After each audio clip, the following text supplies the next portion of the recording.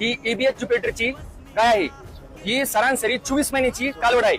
24 महिन्याची कालोड आहे. तरुण व्यवसायाला माझं एकच म्हणणं आहे का तुम्ही मन लावून जर व्यवसाय जर केला तर 100% परवडतो. फक्त ब्रीडिंगवर जर काम जर केलं तर धंदा परवडत नाही असं अशातला काही भाग नाही. कष्ट जर प्रामाणिक जर असेल तर धंद्याचे 100% आहे. ही कालवड पहिल्या रोज 40 लिटर दूध देईल. ही क्षमता 40 लिटरची.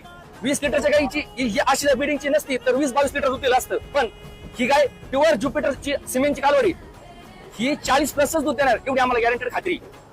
हिचं वय कमीत कमी 24 महिने फक्त 2 वर्ष. माझं ह्या लोकांना एकच सांगणे, परवडत नाही म्हणण्यापेक्षा तुम्ही कष्ट करा. गाईचं ब्रीडिंग वर जर काम जर केलं तर 100% धंदा परवडतो. फक्त जिद्द आणि चिकाटी पाहिजे. तो माणूस 100% सक्सेस होणार. त्या बाबतीत काही विषयच नाही. अशा गाई जर असेल तर सक्सेस व्हायला वेळ लागत नाही. तिथं 20-25 गाय सांभाळायच्या तर शेतकऱ्यांनी तिथं 10 गाय सांभाळा आणि हा व्यवसाय करावा. माझं एकच शेतकऱ्यांना विनंती आणि तरुण उद्योगांना विनंती.